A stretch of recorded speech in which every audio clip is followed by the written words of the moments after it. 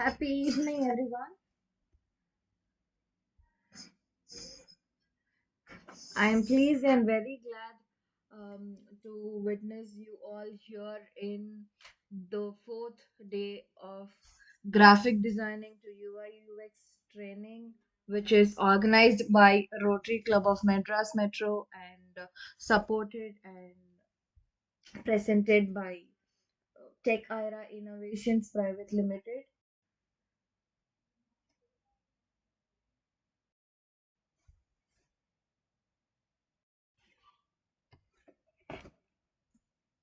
Yes, so let's kick start this session by um, getting some good address from all of you here. Happy evening.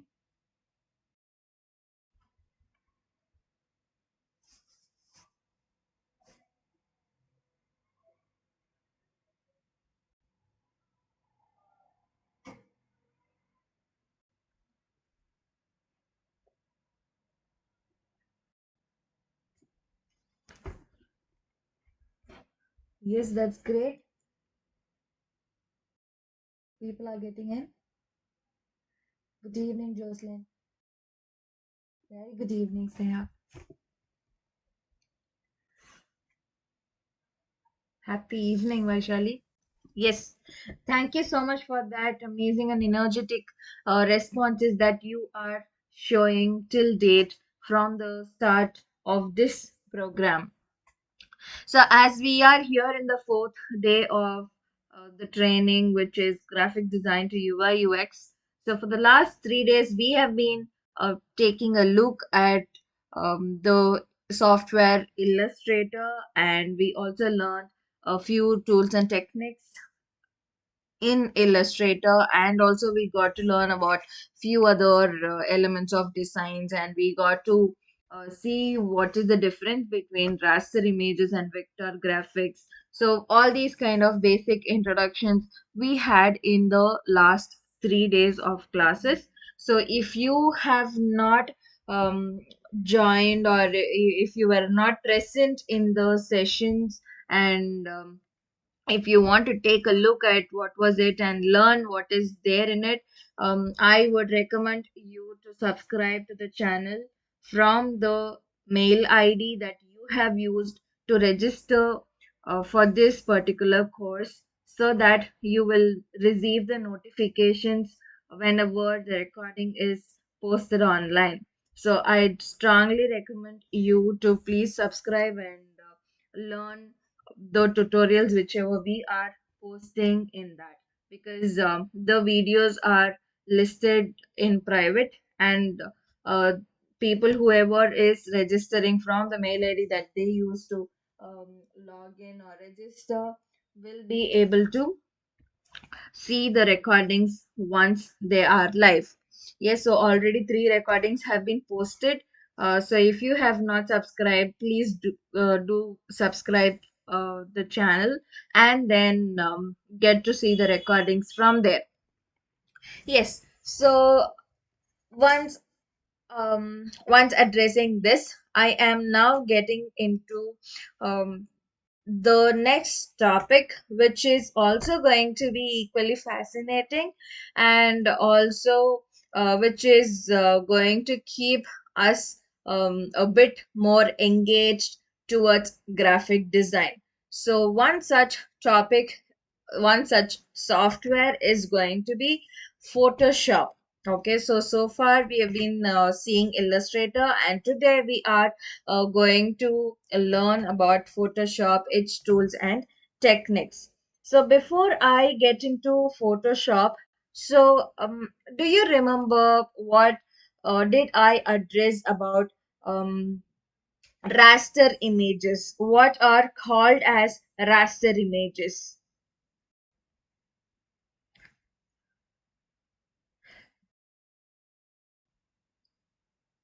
What are called as raster images, raster.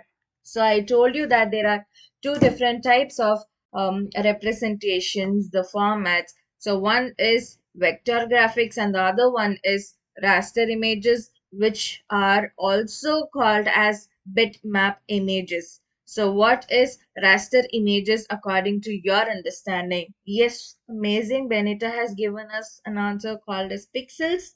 Yes, good. So Benita, can you please explain one more word about what you address by telling the word pixels?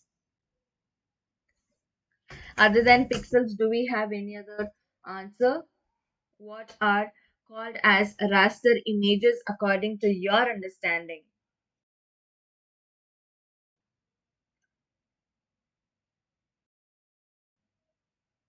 They are made of pixels. Okay, so Nikita has given us the brief form of answer of what Benita has said. Yes, exactly. So, Benita, I hope that you also thought about the same answer, but still you kept it precise. Yes, good. Very good. Yeah. So here the raster images are the images which are also addressed as bitmap images, bitmap, bitmap images. And these images are the images which are made of pixels. Okay. So that day we went through a few examples on how a raster image will look like and how a vector graphics will look like. Okay, now here I have taken an image. Okay, so I'll just click and open this image. So now what I'm going to do is here I am just zooming in, okay, from its actual size. So as I'm zooming in, I'm able to see some kind of distortions here and there. Okay, so this is because of the pixels which are causing these types of distortions. Okay, so pixels, the logic of pixels is that whenever it tends to, whenever a pixel is developed in one particular size, the pixel same, should remain in the same size always. Okay, so if you tend to move from its actual size, it will try to expand its size. All right, so that is how our images, our JPEG images look pixelated very often when we transmit them from one size to the other. Okay, so here, when we are talking about Photoshop, Photoshop is a tool that handles pixels as its form. Okay, so in Illustrator, we created vector graphics, right? So we recreated this image which we see here, and we also recreated this image in the last, and then this image was given to you as a task. And yeah, so like that we recreated the same image, but we used vectors to recreate the image. Okay, but here in Photoshop, what we are going to do is we are going to recreate an image. Okay, add certain effects for it, and we are going to mask it. Okay, so like that we will be dealing with the JPEG images. Okay, we are not going to deal with the vector graphics. All right, so now let me open the interface of Photoshop. Okay, so as Illustrator, this is how the interface of Photoshop's home screen will look like. Okay, so whenever you are opening Photoshop for the very first time, so as I told for Illustrator, this Photoshop also does not show you any such kind of products here. Okay, so here it shows me these kind of projects because I have worked with them previously. Okay, so that is why these images are shown here. So if you are opening Photoshop for the very first time, it will be just blank. Okay. So now I am going here and let me hit this button, create new. So once I hit the button create new, all right, so the same kind of representation whatever you saw in Illustrator is again repeated here. All right, so you will just have the difference between addressing some terms, and you will have differences in handling tools. Okay, that is all the major differences that you will have from Illustrator to Photoshop. All right, but other than that, the logic and all the other things that you could follow will be the same to some extent. Okay, so here, as I hit on this button, create new, I'm given with a few other presets. Okay, these presets are nothing else but the presets for the artboards. Okay, so the same artboard logic we do have here. So over there in Illustrator, however, we brought in one size of artboard, and then we kept our artwork limited to that particular artboard size. Okay, the same way we are going to bring in one artboard here, and then we are going to create a work which is in the size of that particular artboard.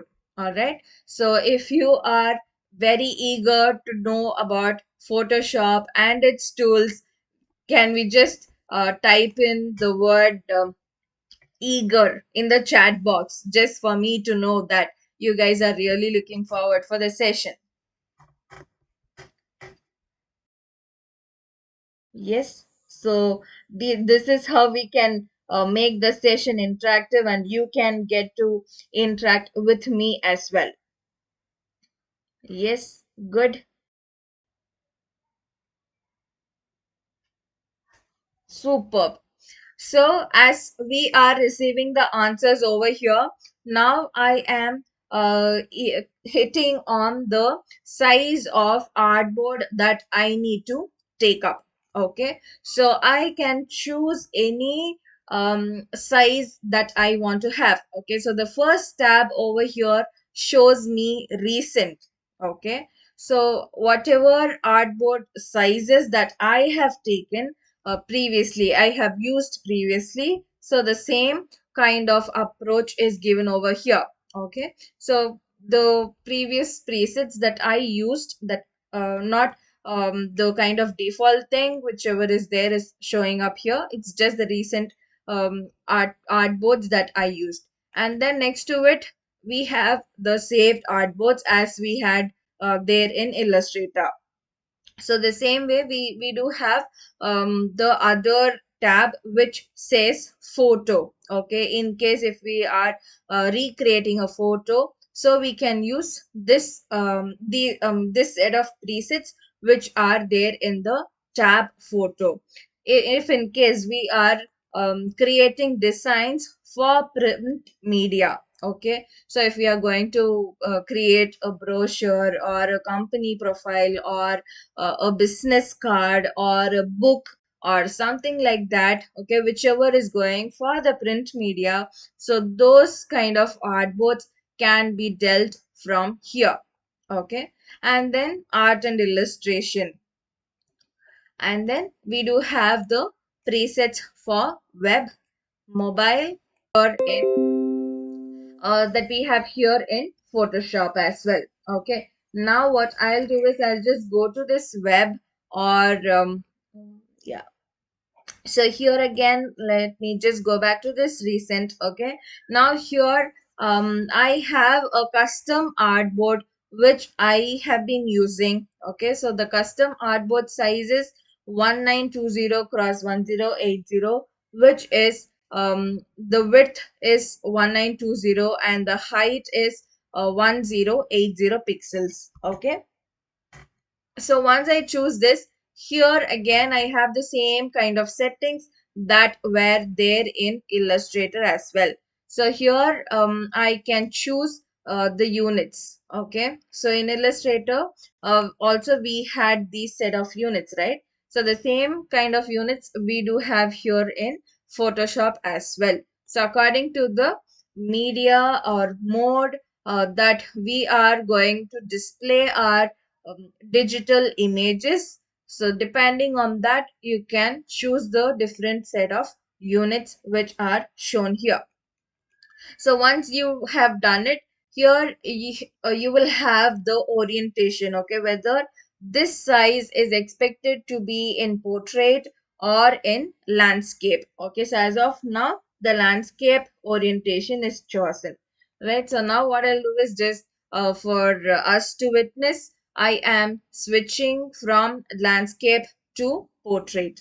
All right, and here if I hit on artboards, so it'll appear with the artboards. All right, so as of now, let me switch it off back. All right, so after doing this, okay, so here in Photoshop, we will have the default background layer. Okay, so in Illustrator, what the first thing that we tend to see is just the artboard. Okay, so whatever size of artboard we are creating, we will be able to see that artboard alone. So here also in Photoshop, we can witness the artboard's size. Okay, sorry, artboard just in the very first time we create the project. Okay, now what I'm doing is let me choose this white color. Okay, so here I have this background contents and it is displayed as white. So now let me choose this color and let me try to change it to some blue color or something. Okay, somewhere near blue or lavender. Okay, so now I am giving okay. So once I have done it, all right, so now I'll hit create. Okay, so I have made all the necessary settings that are required, and now I am hitting on the button create. Okay, so now can you see, as I have given the images resolution, sorry, the backgrounds orientation to be in blue color. Okay, so now here the background whichever I have gotten here is in blue color. Okay, so this is how you will create a new project in Photoshop. All right, so once we have created the new project here in Photoshop, we have to know the interface and how it works or how it is different from Illustrator. Okay, so here the tools that you are able to see here, more or less they are similar to the tools that you had in Illustrator. Okay, so again this is the toolbar which is here. Okay, this is the same toolbar, but few tools are different. So again this is the toolbar which we are seeing here is similar to the one that we have seen in Illustrator. So next to it, again we do have the same pattern wherein we used to fill the stroke and fill color. Okay, so the same way, but here the minor difference is we are going to switch between the foreground color and the background color. Okay, so here it is addressed as foreground and background. All right, so again the layer concept. Okay, so when I taught you Illustrator, I was telling you that layers are nothing but just the comparison of multiple papers which are bound together as a book. Okay, so the same approach is here in Photoshop as well, right? So here also, since those layers are addressed as foreground, background, and depending on wherever they are placed, so depending on that, the names are given. All right, so now after this, what we will be seeing is here again we do have some tools, that is all. So again on top of this screen we have a few other menu options. Okay, so these options are also again somehow similar to the menu options that we have in Illustrator, but obviously they also have their own unique tools and options that we could have here in Photoshop. Okay, so next to it, again here we do have the settings for alignment and all that over here. So next to it, this right side of this Photoshop shows the swatches, gradients, patterns, and the color swatches again. Okay, so on top the colors are handled. So again, next to it, uh, we have another tab which shows us properties and adjustments. Okay, so properties are nothing but the resolution of an object, or how or where it is aligned, in x-axis where the position of the object is, and in y-axis where the position located. So like that, you will have different properties for the object here in this properties tab. Next to it, we have something called as adjustments. Okay, so in this adjustments, what we can do is, since I told you that in this Photoshop, we will be editing photos. We will be editing images that are made of pixels. Okay. So to handle a good way of approach, or to bring out good outputs from the existing image, we have few other tools. Okay, like we can deal with the contrast of the image, or brightness of the image, or hue or saturation of the image. So like that, we can create some effects for the image. Okay, and then again, next to it, we have the layers panel, and then channels, and then the paths. Okay, so of these three, this layers is the one that we will be frequently using. Okay, so this layers also works with the same logic as the layers in Illustrator. Okay, so over there as well, we got to know what is layer, and how objects are aligned one after the other, even though if it is a 2D screen. So all these concepts were explained in Illustrator, right? So the same kind of logic is handled over here as well. So now answer me here in the live chat, what is this place in Photoshop addressed as? The one that is on the left side of the working interface, what is that menu addressed as? Give me the answer in a word.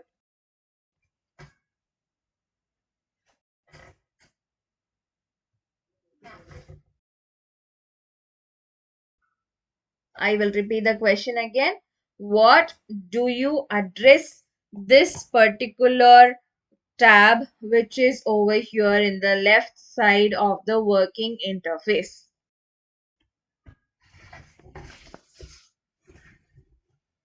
Yes, you can type in the answers here in the live chat.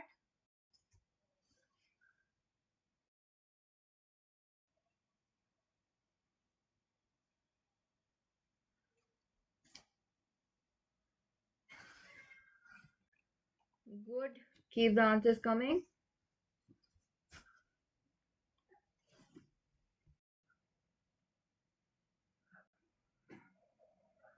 Okay, so as we are receiving the answers, now without revealing them, right? So I'll proceed for the next tab that we have. Okay, so here someone has told it is called as toolbar. So is that the toolbar?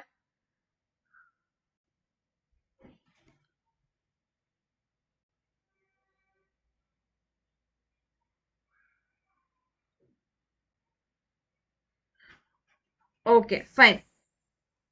So as okay, I don't know what your name is, so please tell me what your name is here in the chat, so that I can know who is the one that answered.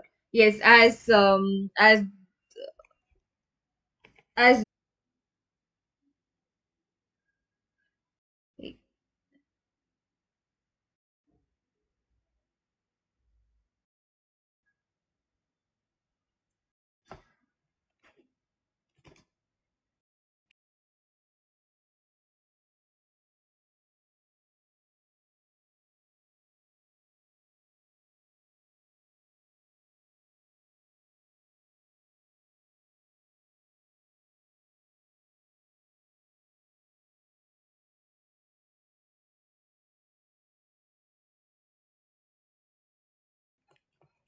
Okay, sorry, I think I was disconnected. So if you are able to hear me, kindly type in I hear you if you are able to hear me so that I can know that you're able to hear my voice and so I can continue with the class.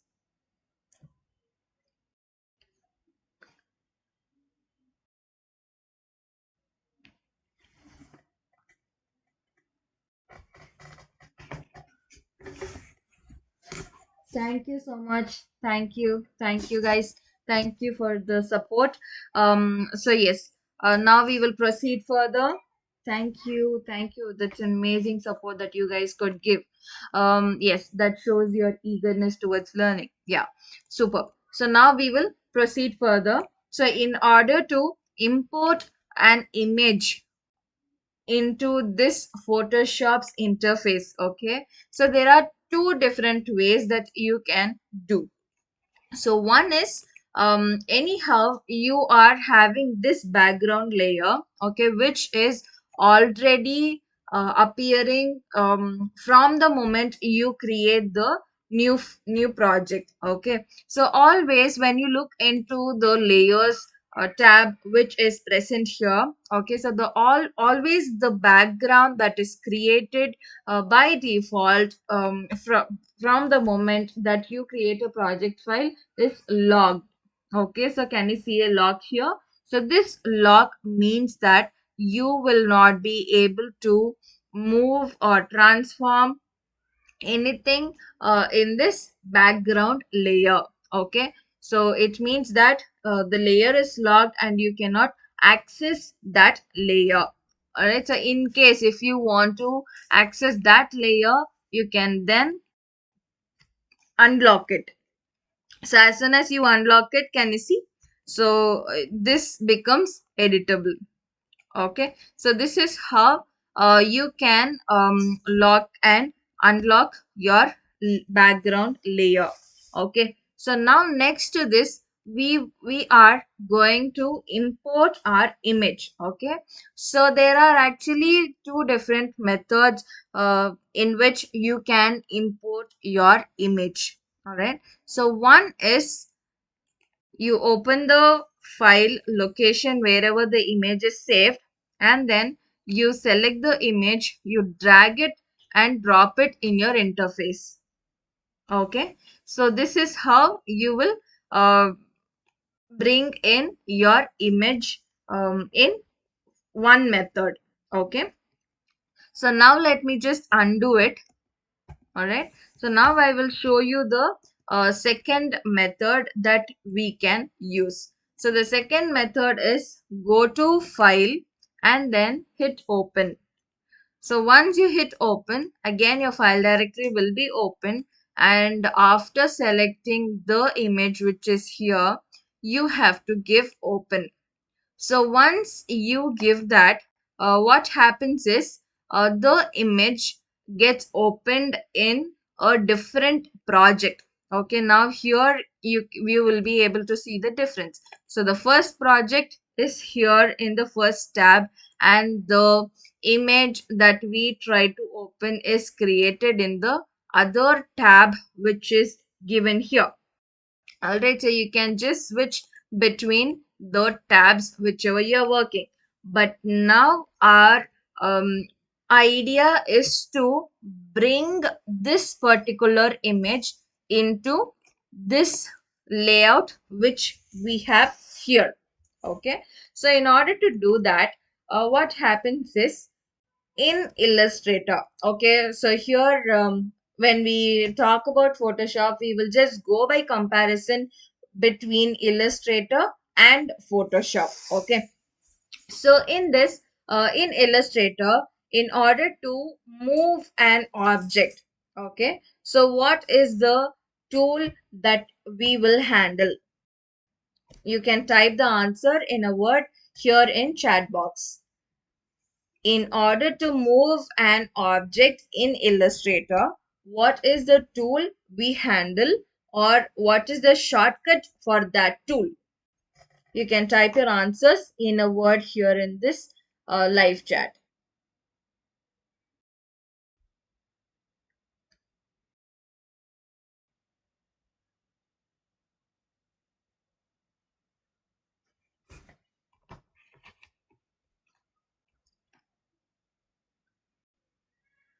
Yes, I am expecting the messages to be crowded here in the live chat.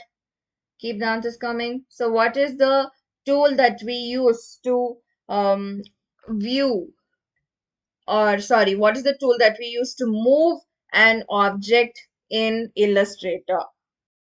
Or what is the shortcut for the tool that we use to move an object in Illustrator?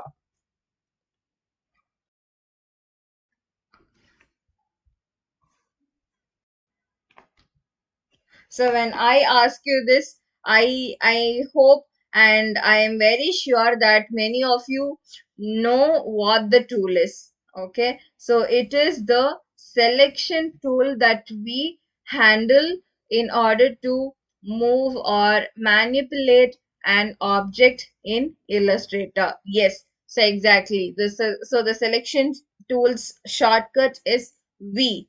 Good. So when I addressed this, I was also eventually happy to witness 20 of you have submitted the task that I gave you day before yesterday. So I was very happy to witness them. And for whoever faced difficulty in installing the software, or whoever faced difficulty in resolving some shapes, or recreating the images, um, mostly our team and I got in touch with them, and we try to resolve the errors. And now that after doing that, I was happy to see that 20 of you turning out your inputs. I am also expecting the same kind of approach from others as well, whoever is attending the session, so that you can upskill you in just 5 days of time. So having said this, yeah, so now I am here going to tell you about one similar tool, which is the mere which has the mere similarity for the selection tool that we have in Illustrator. So that is called as move tool here in Photoshop. Okay, again the shortcut for this move tool is V. Okay, so when you want to move an object, all right, so when you want to move an image in Photoshop, you have to select that move tool. Okay, so in Illustrator, what we will do, we will select the layer, and then we will hit the selection tool, and then we get to select the respected layer, right? So here now we have this move tool, which also eventually acts exactly the same to the selection tool that we have in Illustrator. Okay, so now you have to you just think, I told you that whichever layer has this lock symbol will not be able to move. Okay, so we will not be able to manipulate the layer whichever has the lock symbol. So in this case, we are having a lock symbol to the background layer that is created by default. Okay, so in this regard, what we are going to do is we are going to click on this lock. Okay, now the background is transformed into a layer. All right, so now we will be able to make certain manipulations to our image. Okay, so now what I am going to do is, once I have released the lock, sorry, once I have released the lock, and then selecting this move tool, okay, I am clicking and dragging this image. Okay, and then I am going to drop it here in the project file where we want it to be. Okay, so now I just brought the image from here to this tab which we have here. All right, so this is how we can open image in Photoshop. Okay, so once we have done it, automatically that image will be allotted in a different layer. Okay, so here we have the background layer separately, and we have this image layer separately. All right, so now after we have done it, all right, so if we are very sure with the position and all that, okay, so once after we have finalized all these things, we can just select the layer, okay, and then if we click on this tick mark which is here, okay, the image gets placed in that particular position wherever we have fixed. So if we are not giving that tick mark which was over here on top, okay, now I don't see the tick mark because it appears the very first time when I import a new object. Okay, now that the tick mark has gone, if you are not hitting the tick mark, it means that you are not um, positioning it, or you have not finalized with the position of the image. Okay, so once you have given the tick mark, it means that you're all set to start making changes to your object, to your image. Okay, so now what we are going to do is, here we are going to see few few filters or few effects that we can add to this object. Okay, so in that thing, what we are going to do is, by selecting this layer 1, okay, so on top usually the properties is visualized, okay, is seen there all the time, but now I am going to change it to adjustments.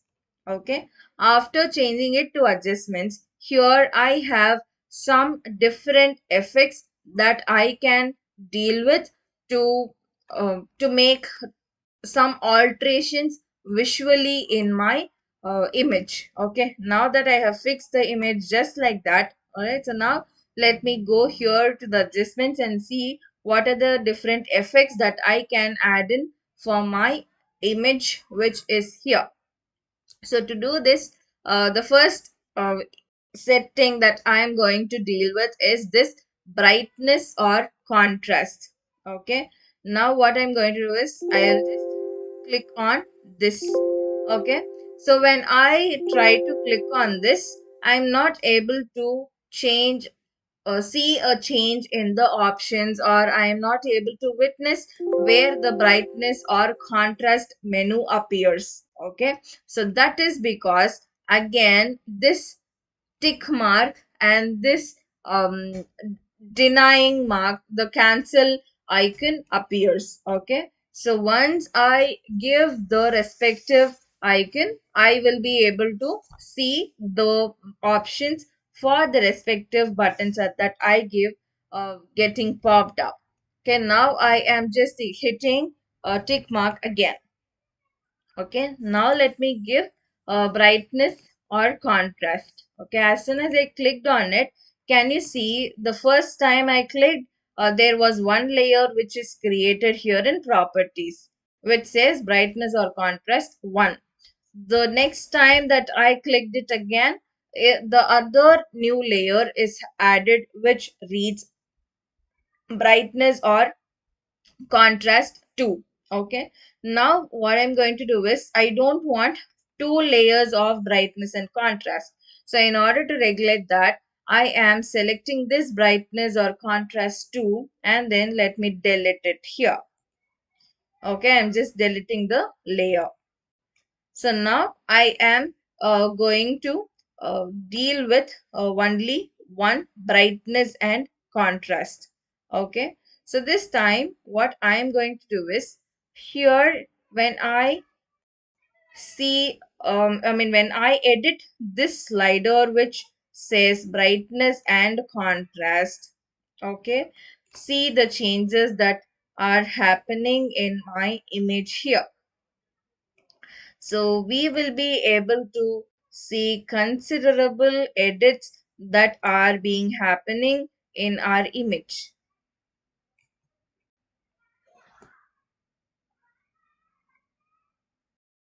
Okay, so now I'll just leave it here, and then let me go to this next adjustment that we have. Now what I'm going to do is, here we have something called as levels. Okay, so in this levels, what's the level that I need to show in my layer? Okay,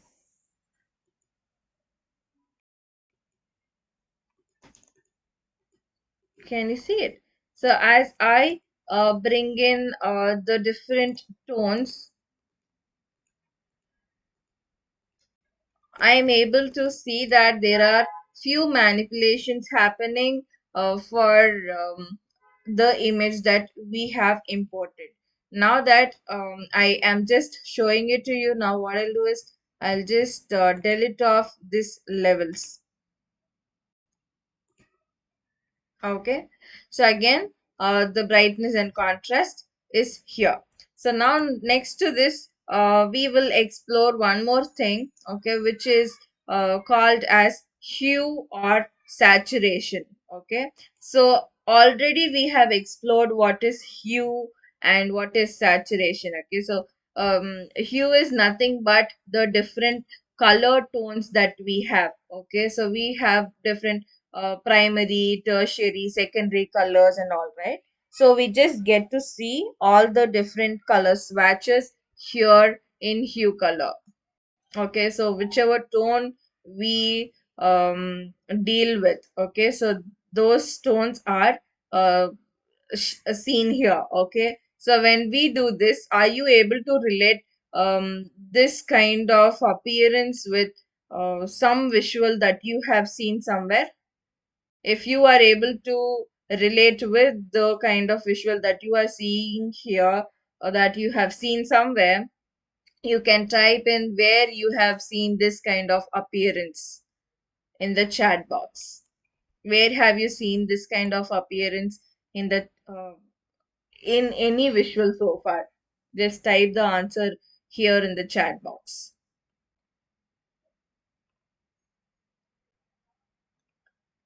Some visuals which show things like this.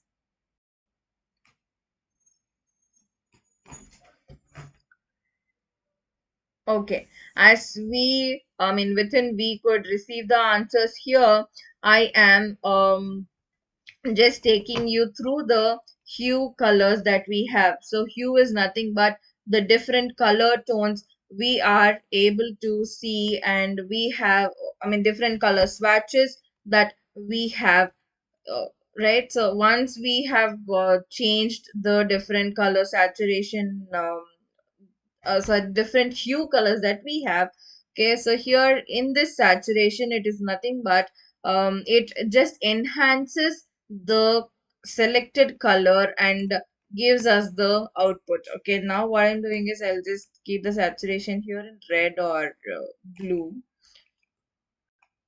Okay, so now as I bring the saturation completely down, it becomes totally uh, gray and white. Okay, gray, black, and white. So as I increase the saturation, um, all the different colors, whichever is present here, is shown. Okay, so as Swati has said here, this kind of approach wherein we get to switch between different colors are seen in films. So in films and all, we get to see that the dresses of the protagonist characters get to change its colors very often. We all might have bewildered, what is the thing that is happening? How do they happen to change their dresses so often? So this is how the edit is made. Okay, they tend to change the hue color that is present here in softwares like this. Very good. Thank you for the answer. So now next to this hue and the saturation color, okay, so here merely you can just adjust the tone according to whatever tone you are trying to bring in your images. Okay, so once you have done it, so here also you can just bring in whichever kind of color tone that you want to bring up. Okay, is it somewhere related to blue or black or whatever it is. Okay, so depending on that you can adjust it. And also here you have the lightness. Okay, so how bright or how dark you want your images to be, so that tone can be made here. Okay, in case if you are bringing in a tone for horror movies and all that, you can bring in that grayish white tone with these kind of effects. Okay, so once you have done it, then again we do have this balance. Okay, so we can create that color balance. Now in case, yeah, so this shows in CMYK colors and also RGB colors. So whatever you are able to see here is CMY, and here whatever you are able to see is RGB. So depending on the color tone that you want to bring for your image, you can adjust the respective colors and their tones. Okay, so that the actual picture will be very different from your edited image.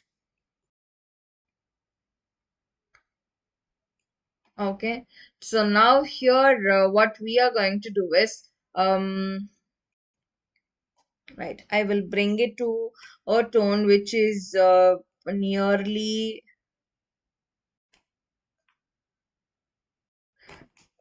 maybe some, okay, I will just keep the tone to this greenish blue or something. Okay, so now after doing it, what I'm going to do is, so like this, we have different kind of adjustments that we can handle for the image that we have here. Okay, so once we are done with adjusting the color tone for our image, okay, so here in the layers panel, we have to keep track on whatever effects we are handling. Alright, so because one should not go in contradictory with the other one, so you have to be also be cautious in the very same regard. Okay, so after you make changes to the image that you are handling with, all right, so now we are going to learn about another tool. Okay, I mean not just one tool, another set of tools that we are going to handle. Okay, so the first tool of all that is going to be selection tool. Okay, so here in selection tool, it means that we are going to select an area or a subject or a particular target in the image that we have. Okay, but there in Illustrator, it means that we are going to select a layer merely. But here this mark tool, okay, so that selection tool is actually called as mark tool, MARQUE. Okay, so this is the spelling of mark tool. Okay, it just marks the space or area. Okay, so this mark tool is available in four different shapes or types. Okay, so one is rectangular mark, the other one is elliptical mark. Okay, so here in the rectangular mark, you will be able to mark the place in rectangle. Okay, so in elliptical mark, you will be able to mark a space in ellipse form. Okay, so similarly, if it is single row mark tool, you will be able to mark one single row with that. And if it is going to be single column mark tool, then that column is marked. Okay, so this is how mark tool behaves. Okay, so next to this mark tool, okay, so this mark tool and the other tools that we are going to see now will tell you, will convey the same set of operations. Okay, so the next tool that we are going to see here is lasso tool. Okay, so this lasso tool, what it does is, so as the representation shows here, okay, so you will be able to mark a particular area from your image. Okay, so let's say in case you are having some flower or some bee or some insect here in the scene. Okay, so you can use this lasso tool to mark this particular space from your image. Okay, and then by handling different other methods of approach, you can remove the insect which is shown here.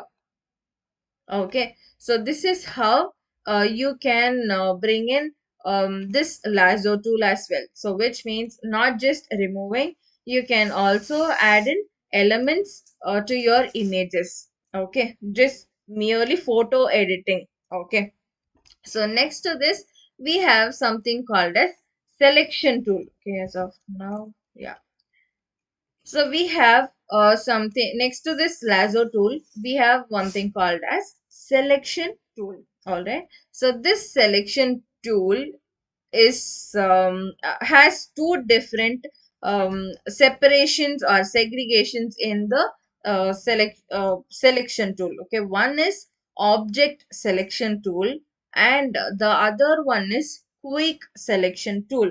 Okay, so of two of these, both tools do the same operation but with minor differences. Okay, so of these two tools, the one that I have followed or I personally prefer is this quick selection tool.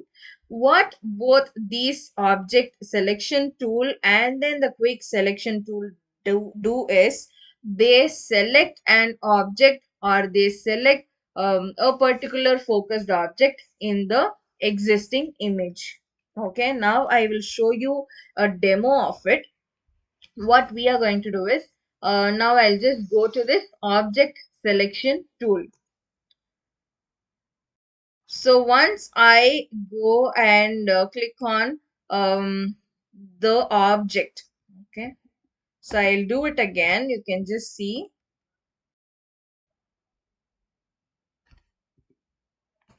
Okay, so I will select this object selection tool. All right, so once I select this object selection tool and whichever I select, okay, which object I click on in the existing image. Okay, so here I want this object to be separated. Let's just assume. So in that manner, if I just keep my cursor on top of this object, so automatically the tool selects the object which is in focus without any additional efforts of mine. Okay, so if you closely observe, wherever the grid lines, wherever that zigzag lines are appearing, okay, so over there and all, the object is selected separately. Okay, so this is one approach. The second one is quick selection tool. So before I go to quick selection tool, yeah. So here, let me go back to this selection tool, and by selecting this quick selection tool, okay, as soon as I select that quick selection tool, can you see a cursor, I mean a circle with a plus mark in the center is there. Okay, so this tool, what it does is, as we paint, okay, so as usual, as we paint in other softwares, just we are going to paint on this object. Okay, we are not going to paint it with colors, but we are just going to drag our mouse onto the object. Okay, now what I'm doing is wherever I get to see the plus mark, I get to just scroll it like this, and I am trying to cover just the object. But what problem do we have?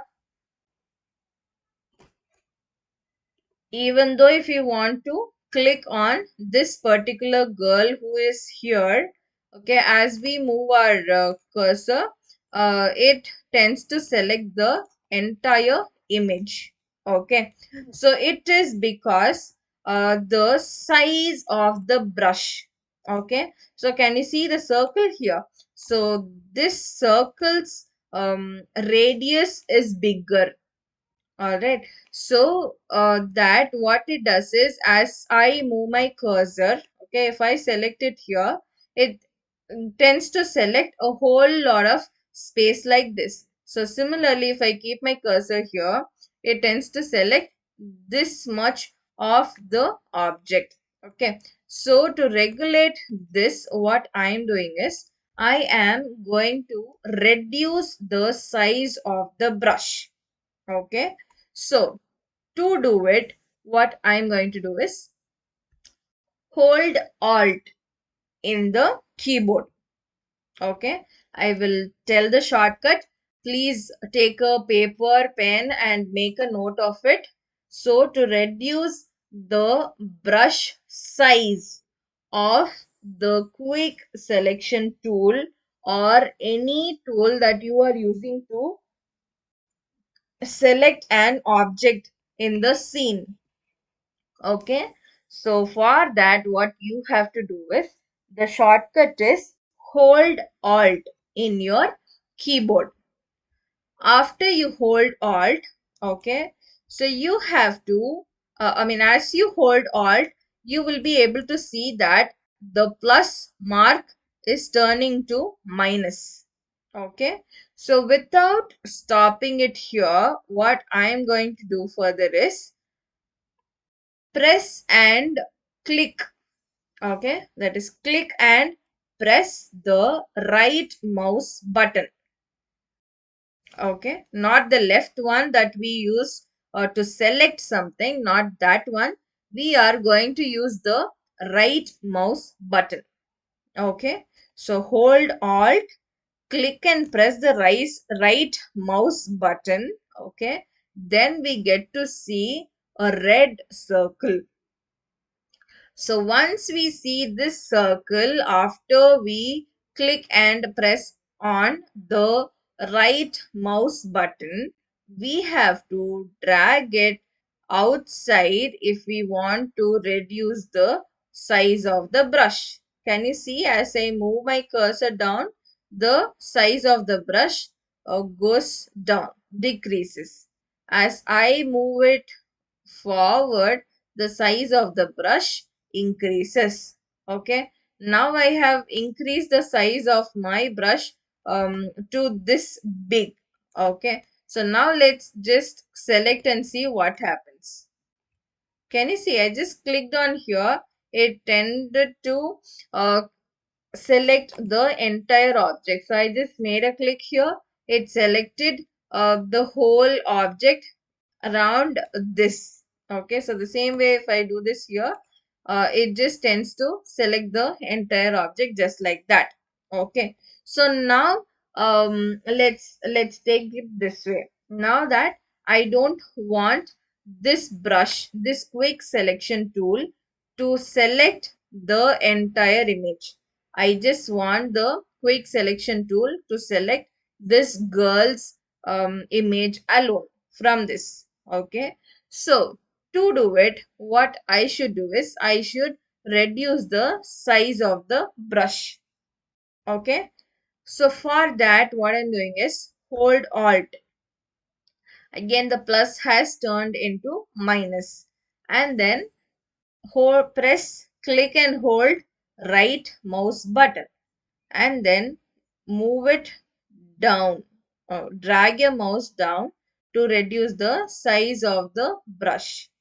Now I will stop the size of the brush here. Okay, now I have decreased the size of the brush.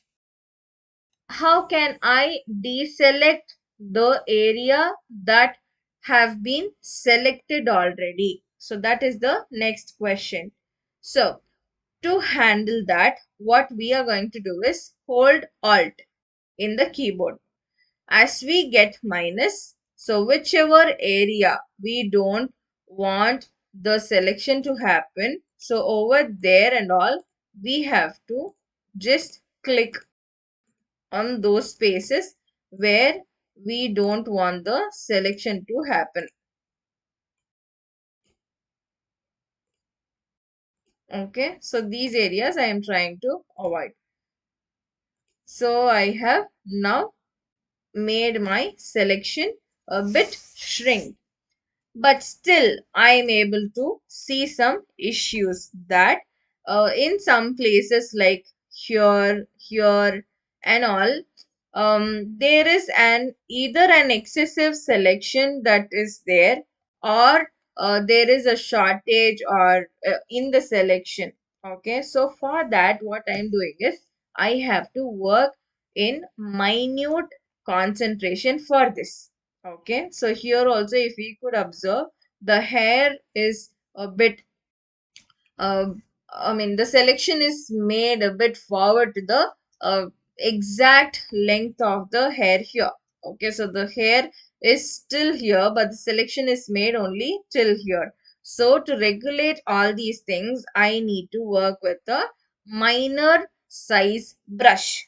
So to do it, again I'm going to hold Alt, then click and press hold the right mouse button. Then again I am dragging it even more to the towards the left to make the brush size even more smaller. Now my brush size is only this much, so that as I move, the minor things will be resolved. Okay, so like this, wherever I want to select something and or I want to deselect something, I can just use this selection tool. Okay, so here there was a space that was excessive, so now I am zooming in so much. I am just being very careful with what I am going to select it here. Okay, but still there is some outgrow here in the selection. So now what I'm going to do is I'm just going to again hold Alt, right mouse button, again reduce the size of the brush. Okay, now again I'm going to redefine the selection area.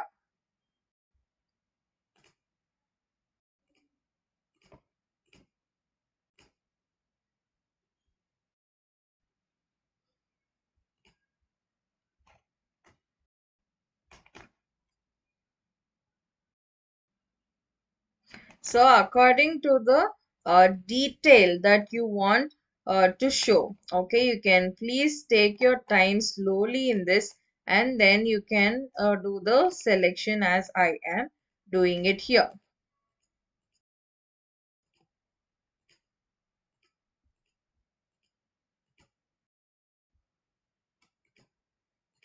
Okay, but thing is you have to be bit more patient when you are doing this,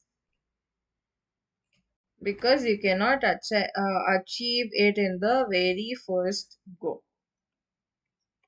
Okay, so now that I have made the changes over there, I am just painting it here. So here alone it has outgrown again. So again I'm holding Alt, reducing the selected area. Okay, so the same thing I am doing it here. I am hitting on Alt.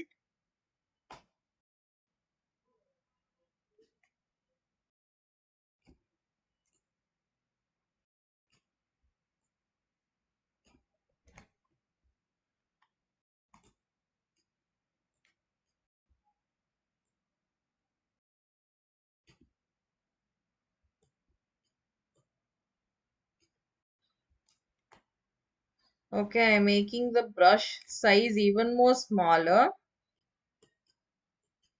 So wherever I don't want the things to be appearing, so over there I'm just making it with the brush size.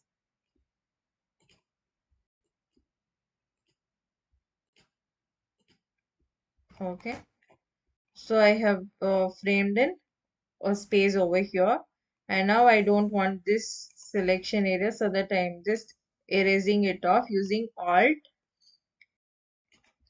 Now again I'm coming here. Okay, so this is the boundary line that I have. So depending on this, I am trying to repaint it. Okay, just by holding Alt and leaving Alt, that is by holding on plus and minus, I am defining the area of the selection.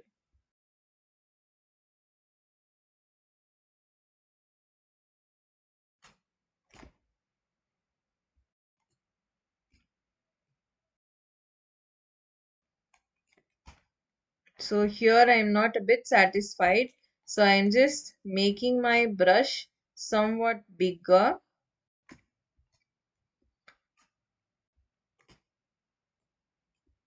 Okay, but it has become so big. So now again what I'm doing is I'm taking the brush here, but I kind of feel that the brush size is too big. So again I'm holding on Alt, click and hold, right click. Then again I'm dragging the mouse towards the left to reduce the size of the brush. Now I am just adding it.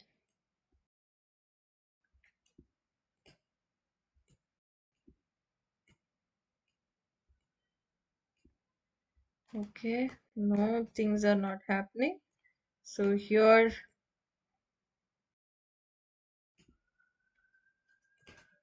okay, this takes your time. Please be cautious. Okay, that is just that you have to rush. You shouldn't do which is inappropriate. Okay, so you have to be so minute. You have to work in that way that you don't leave out which is minute. Okay, so again I'm just dealing with the size of the brush, and I'm trying to cover the areas.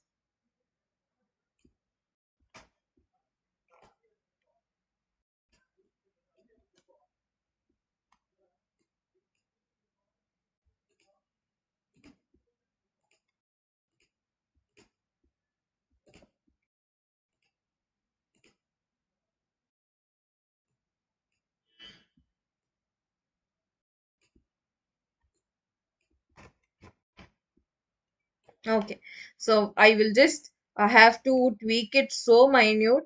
Now what I'm going to do is, since it is taking a bit of time, I'm just leaving this space here just like that, and I will show you how the result will be if I don't tweak the selection part in a proper way. Okay, so to monitor that, what I'm doing is this side also I'm just leaving it off just like that.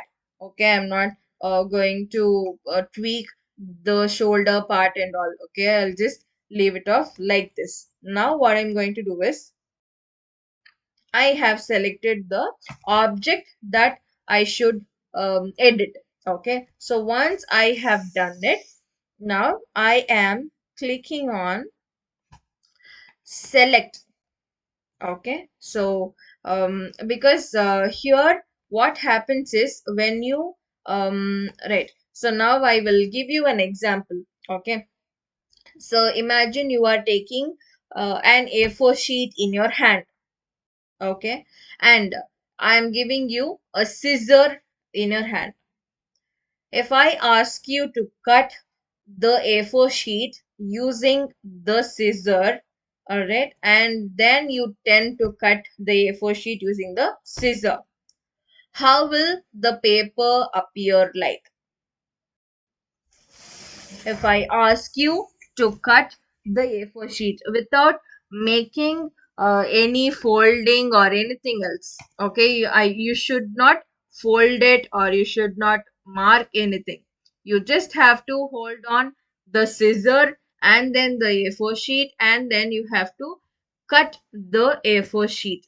So how will the A4 sheet cut will look like? Can you give me the answers in a word here in the live chat?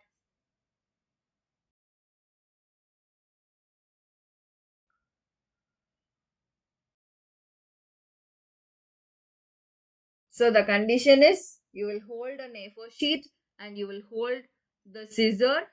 So you are asked to cut the A4 sheet, but you are not allowed to fold it or mark anything in that. You are just cutting the A4 sheet. So how or what is the output of the cut can be expected as? Type your answers in a word.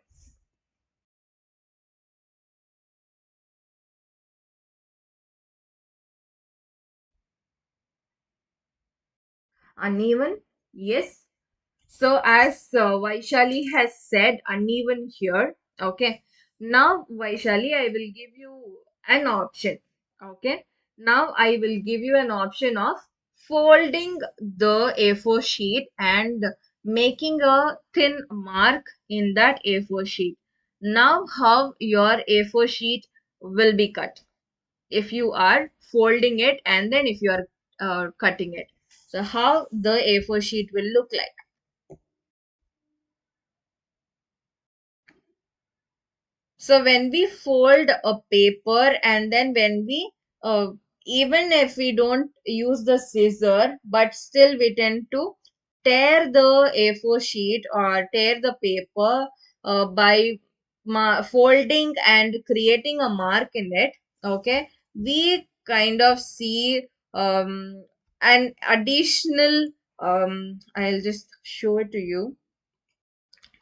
So I am running short of words for it. So here, yeah, paper folding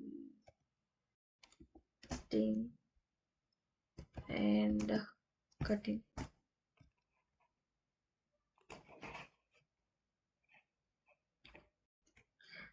Okay, different origami is shown.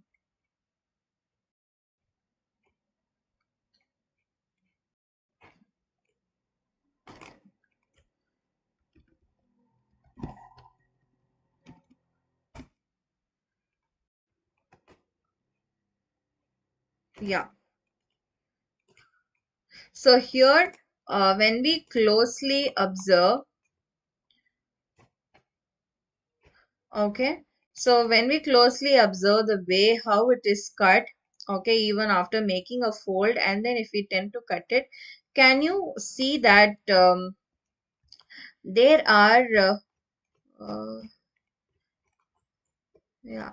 So here there are a few feather kind of appearance which is there. Okay, but still this cut does not feel so odd. Okay, they just remain as the part of the paper.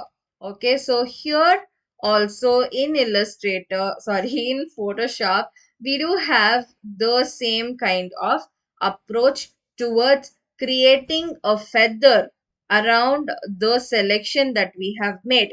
Okay, now what I'm doing is to create a feather. Okay, by after once after we have selected using the quick selection tool. Okay, here I'm going to select, and then here there is something called as modify. Okay, so again I'll navigate to the option.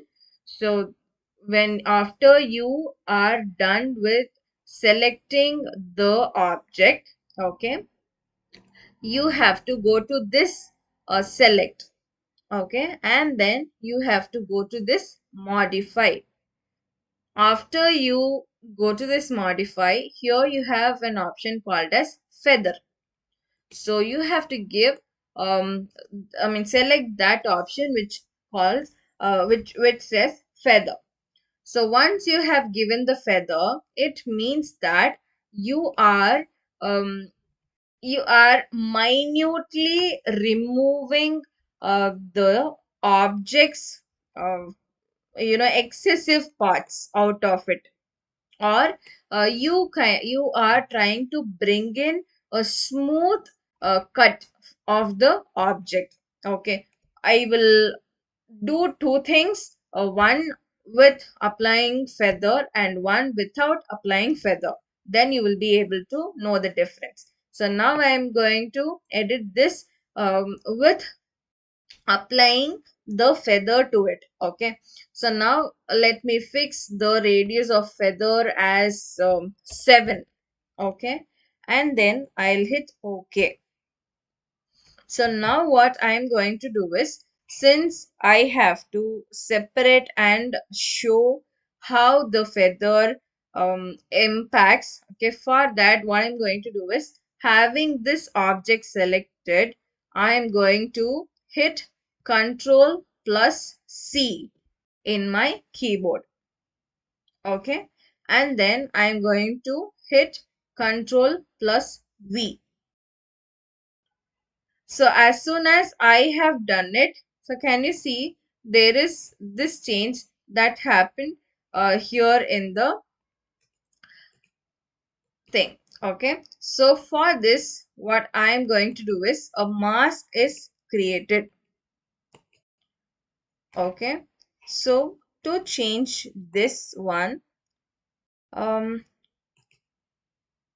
okay, yeah, let me hide the layer. Wait, okay,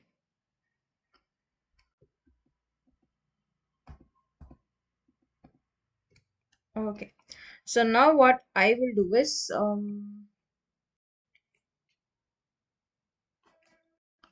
just randomly select.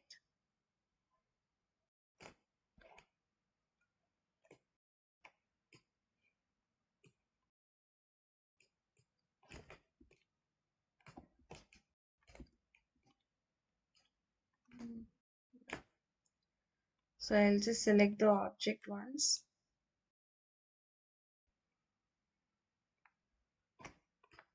Okay.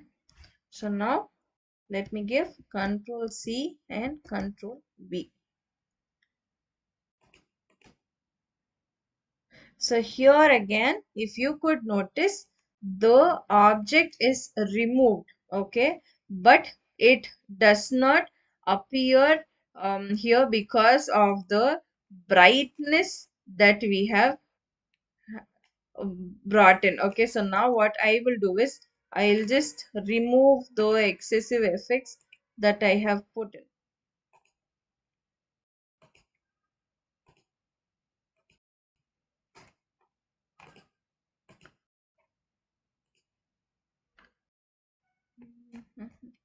Okay,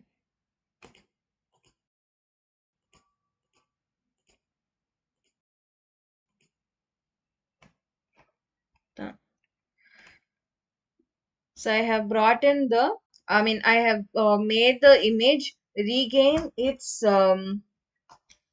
actual qualities. Okay, so now what I will do is, I will again use this selection tool to make a quick selection of the object.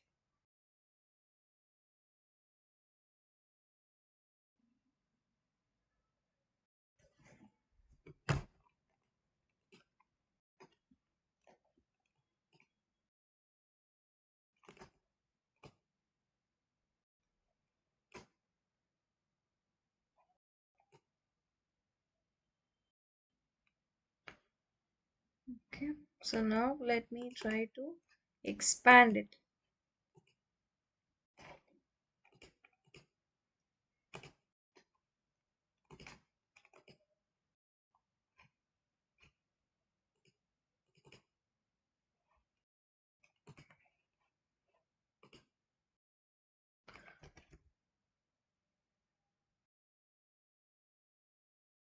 Okay, it's loading.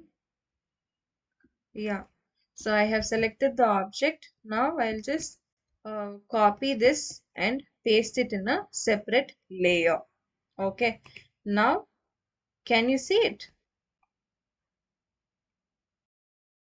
So I have copied and pasted the object using Control C and Control V command. Okay, so that the background of my object is removed.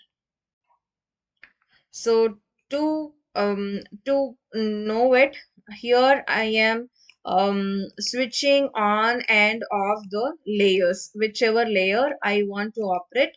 So that layer I am keeping it on, and the other layers I am turning it off.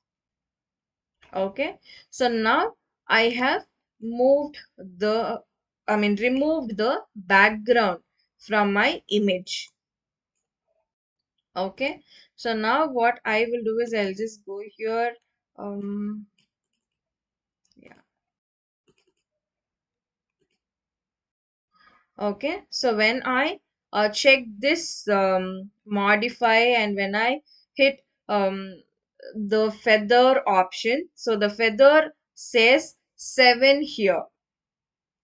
Okay, so now what I will do is I will just give 0 feather. Okay, so if I give 0 feather, okay, so over here in the corners, you will have an abrupt thing that in which shows that there is something made for this object. Okay, so to deal with that, you have to give the feather values. Okay, now I have removed the background from this girl's image, which is which was there. Now what we will try to do is we will try to fix some other background for this girl's picture. So now what I'll do, I'll just bring in this image and drop it here. Okay, so in this layer, I will move the layer below this girl, because this girl is PNG now. It doesn't have a background, but our image here has a background. So there is a possibility that our image gets mingled, or sorry, not mingled, our image gets hidden by the background that we tend to fix. Okay. So now if I fix something like this, or what I'll do is I'll bring in some background.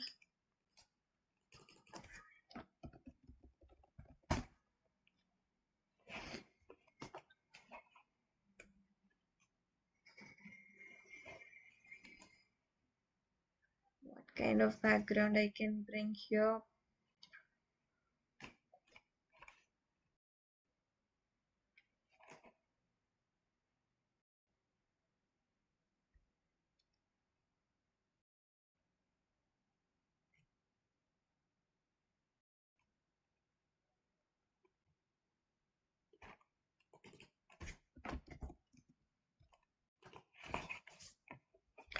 Okay, so something like this I'll try to bring. Okay, so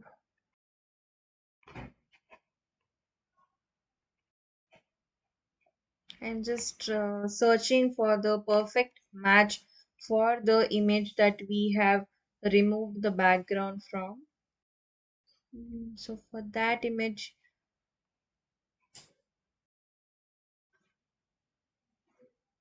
okay, let me choose this one.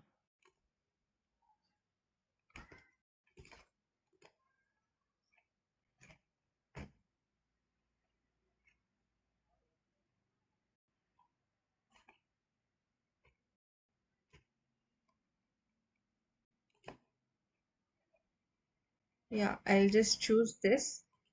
I'll hit download free. Now I'm back to Photoshop. Then again, I'll go to downloads. So I'll place it here, and then what I'm going to do is, let me expand it a bit. All right. And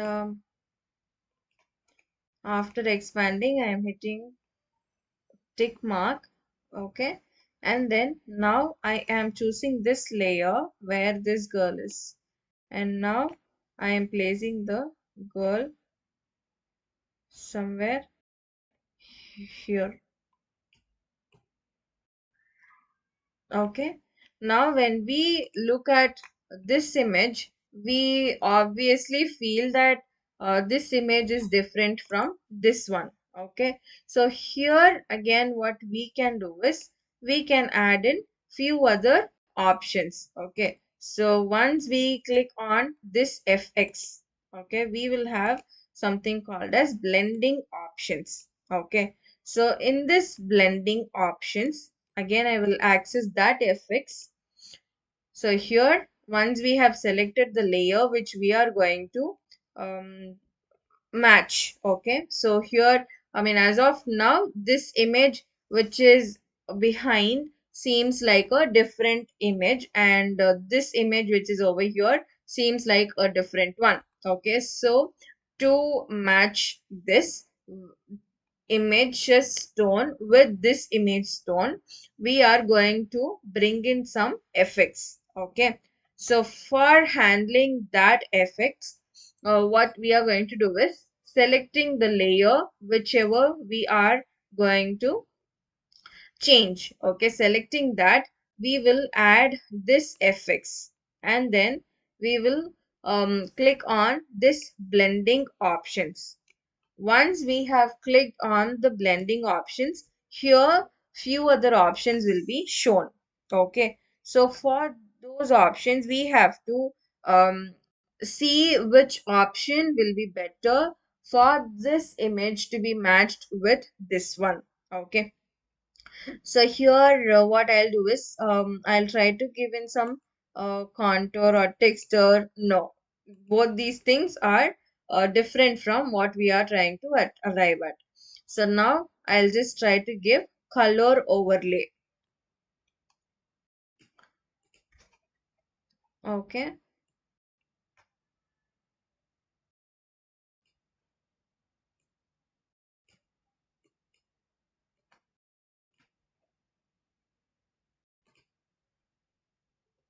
Now I will try to give in.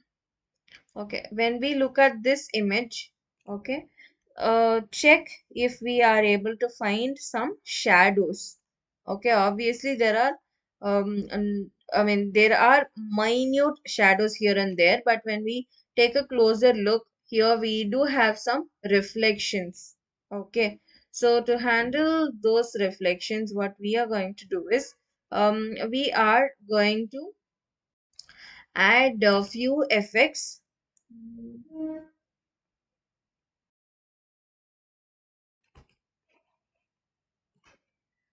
that will make our image look like it is, I mean, this image does not belong to a different tone, it belongs to the same tone. Okay, either we can do it here, or what we can do is we can also go to this adjustments, and then we can bring in color balance. Okay, so the characters here seem to be a bit pinkish, or okay, color balance does not seem to work, so I will just I mean, delete off the color balance layers. And what effect can I handle? Okay, let me see if photo filter works.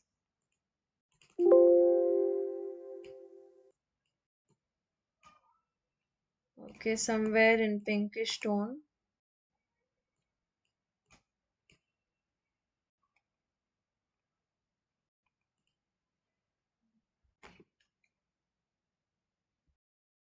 Okay, but still this image does not feel that this belongs to this image.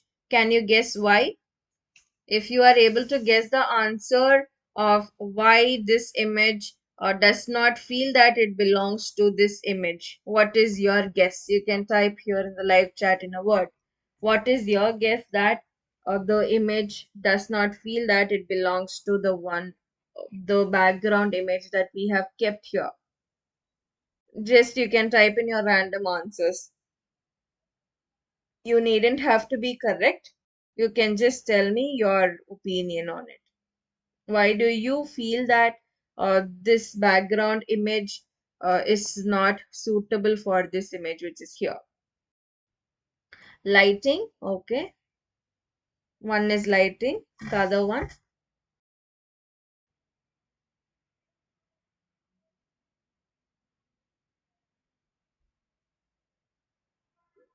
quality. Background pic feels like cold, okay, fine. So the color tone of the background, size, okay.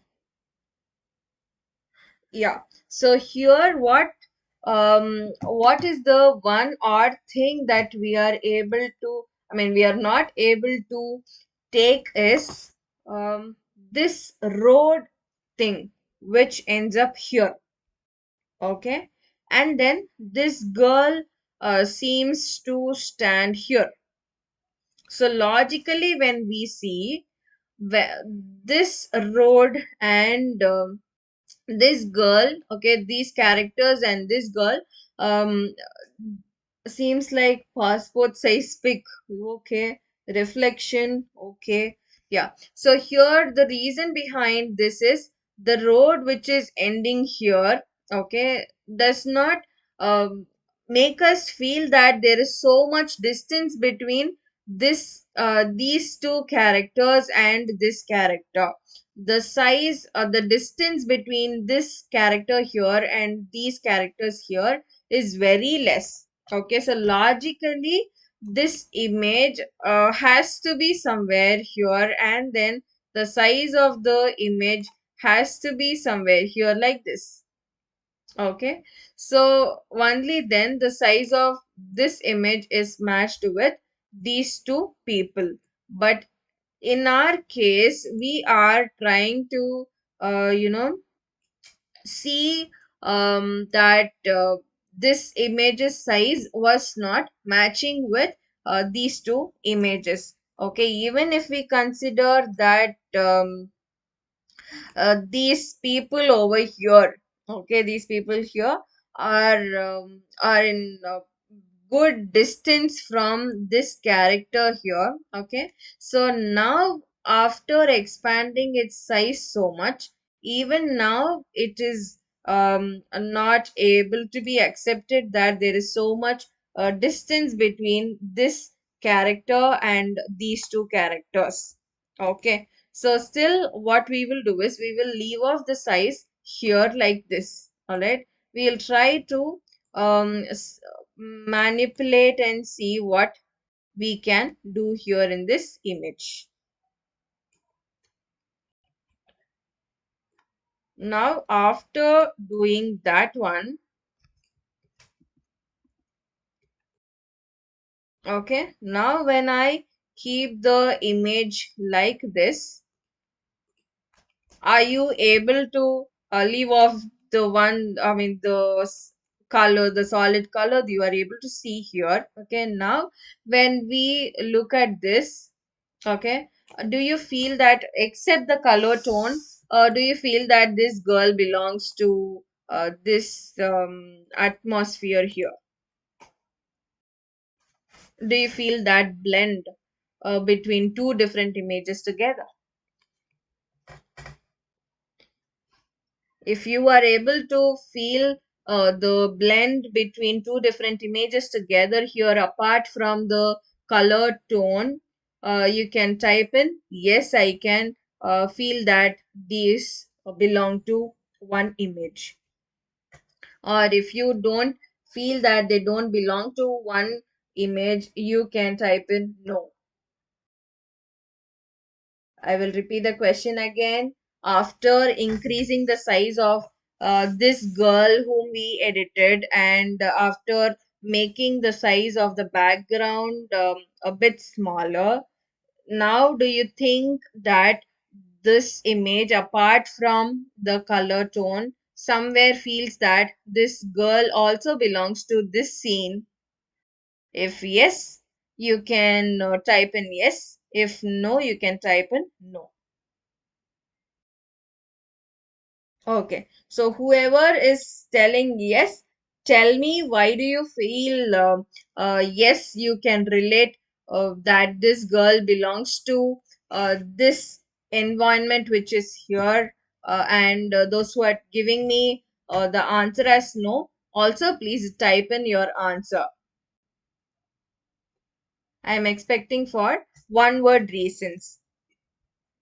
Why do you think that this I mean this does belong to this image which is in the background, or why do you think that this doesn't belong to the image which is in the background?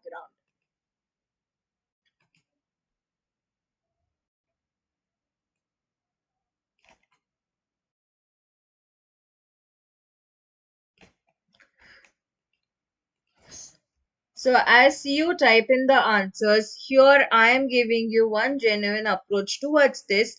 Previously, when the size of the background was you know smaller, okay, sorry, bigger. All right. So what happened was the distance between this girl and the characters here was very less, so that even if we have the logic that the girl was standing closer to the camera and these guys were a bit far from the camera, still the distance between this girl and these people seem very less, okay, which is not logically possible. Okay, so next to it, when we reduced the size of the road or the size of the image, okay, and then when we fixed it in this way, now when we take a closer look, it very obviously feels that there is so much distance between this girl and these people over here. Okay, so in this regard, we are able to somewhere relate that this girl is standing in this frame only, but the distance that she is standing is very close to the camera, and these people are standing far from the camera. Okay, so that somewhere makes it feel that this girl belongs to some other position of this image. Okay, now the only difference is that the color tone. Okay, the color tone of this girl does not match with the color tone that we have here. Okay, so to do it, here we do have we have some settings. Okay, so usually by selecting the layer, okay, here as we um change and see the different color tones, okay, so we get to see that there is a kind of effect that is changing in the girl's appearance. Okay, so here I am just trying to bring in the exact appearance. Okay. Still, the opacity is so much, but still the image looks a bit darkened. It looks dissolved. Okay, so this might not suit the requirement. So here I'll make it darker color.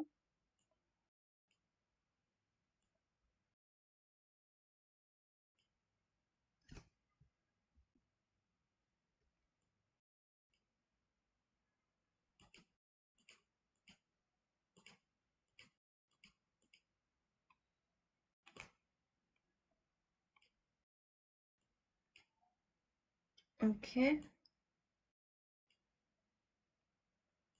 I'm just trying to reposition my layers just to know where the thing is placed. Okay, so still I am not able to get the actual result that I require.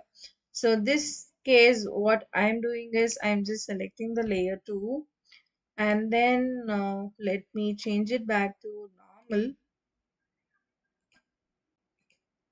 Okay, and now I will try to manually add in few other adjustments. Okay, or what I can do is I'll go to filter,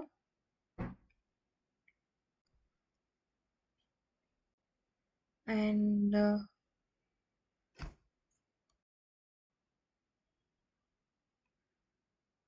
okay, I'll just choose for some good views that I can have towards this.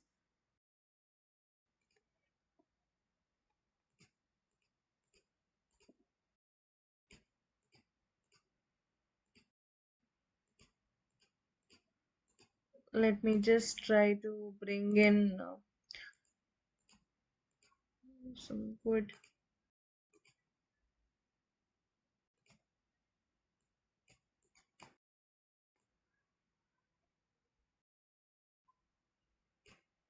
Okay, now I have brought in some kind of change to this girl here.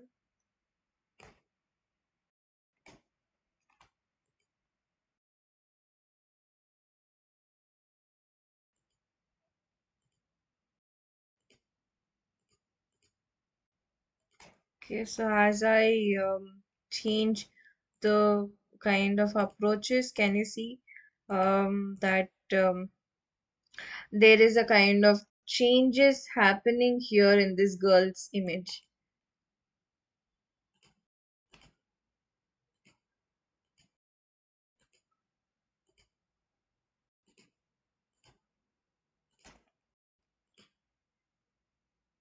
Okay,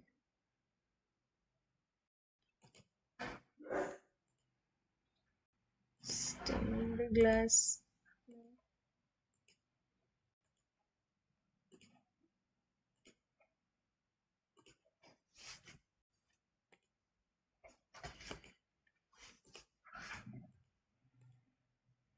Okay, I will go by grain.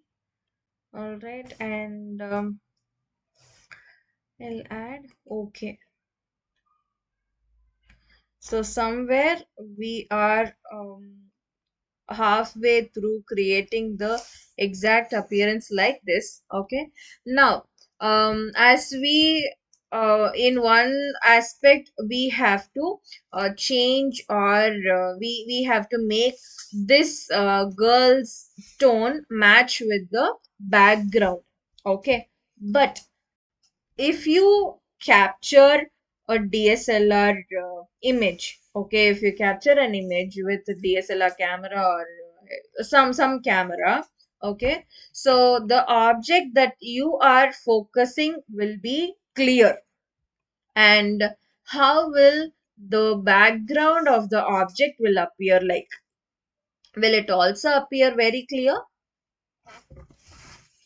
I will repeat the question. Try to give the answer in a word here in the chat box. If you capture an image with any phone, okay, and you are trying to capture the subject of the image, and how will the background of the image will look like? Will it look very clear, or will there be any change in the appearance of the image which is in the background?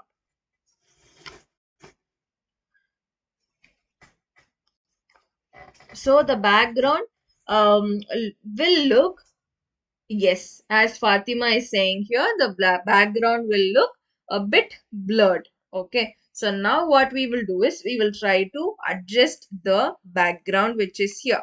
Again, I'm going to filter, and this time I'm going to blur, and I'm adding Gaussian blur to the background which is there. Let me not blur it so much, but still a considerable blur.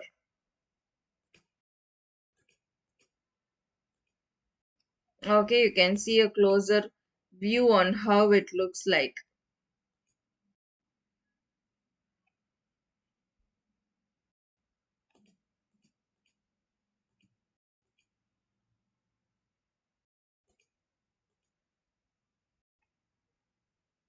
Okay, now I'll stop. This blur is enough. Now our only responsibility is to change this girl's color.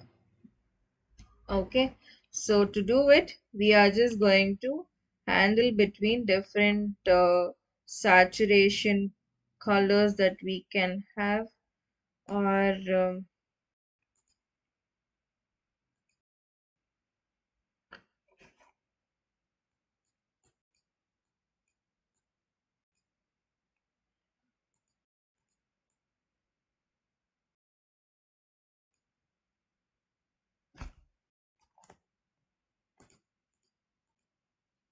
okay. So it's seeming to be a bit dark, but the color has to be somewhere in blue tone.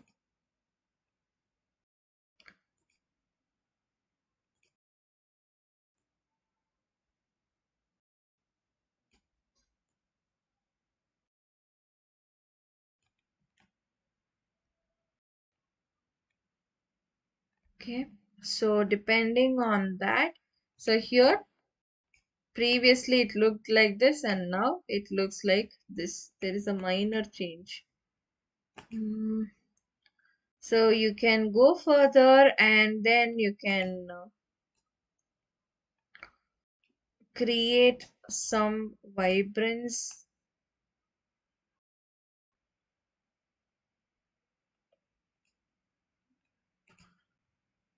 So depending on the type of appearance you want to keep here, you can bring that appearance.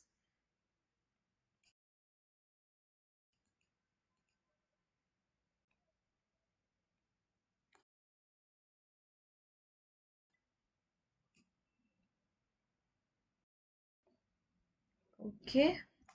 Now I think it is almost fine than how it previously looked like.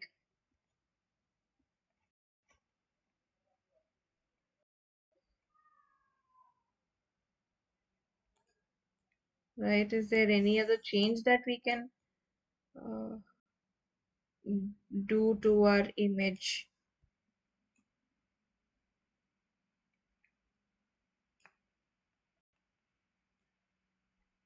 So making this image look bigger is fine because only then it will feel that your subject is far away from the background images that are made.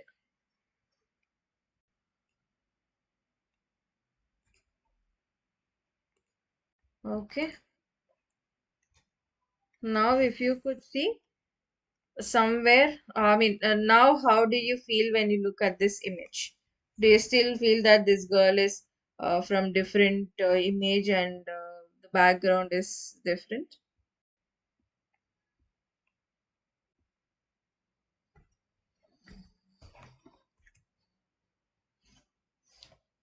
How do you feel when you look at this image right now?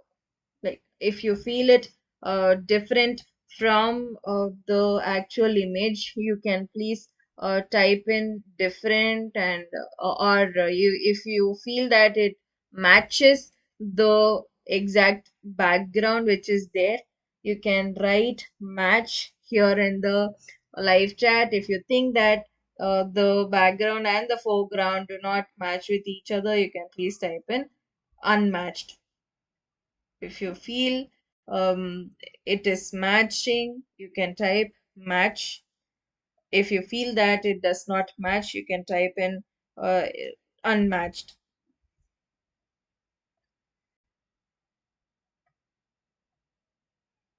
Okay, Vaishali says it matches.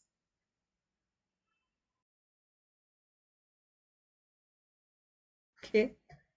Okay. I don't know if you guys tend to say it matches just because we did it here live in the class. Okay, so this is, I mean, this is just even though if it doesn't match so much, okay, I mean, if it does not seem to be so obvious that it matches with the background, but here is the live example for you guys, like how you can separate an image from a different image and bring it to any other background and match it together using different tools like the adjustment tools that we have here, and then the different kind of overlay, which are the filters we can handle, and the effects, like what are the kind of effects that we can use on one image, and different tools like move, select, lasso, and quick select and object selection tool work. Okay, so I hope today's class was also understandable. I can understand that it can be, it can be a bit difficult, or it can feel that it is, it has so many options in it, but still try to explore and try to post in different kind of images and work. Okay, so as much as you tend to practice, you can land up in different types of outputs. Okay, so having said this, we have Devi Priya who is saying that it feels different.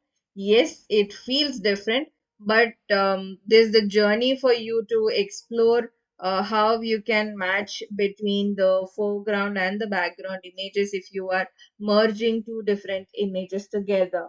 Okay, so having said this, I now you will be receiving your attendance link, and before you could receive your attendance link, um, tomorrow we will be having the session from 7 o'clock to 9 o'clock as usual. Um, so tomorrow will be the last class of the first 5 days boot camp that uh, we have taken. Okay, so from 14th or from next week, your UI UX classes will be starting, and the dates and the messages and the registration process will be put up in your WhatsApp from my very same number from which you receive messages. Okay, so stay tuned and please join tomorrow's class for the final class of Photoshop. So till that, um, we will, I mean, you have to practice taking different images with the tools that we handled today. Okay, so to get to get the recordings from us, please do subscribe to this channel in which you are observing this live from. Okay, and as you subscribe, you will be able to visualize the recordings that we upload in our channel. Okay, so if you have not subscribed it yet, please do subscribe and get the recording session done. And thank you. Till this, we are winding off our fourth day of graphic design to UI UX sessions boot camp organized by Rotary Club of Madras Metro and supported and presented by Tech-iera Innovations Private Limited. Thank you so much. Good night. Please do register your attendance in the link which is posted here in the live chat.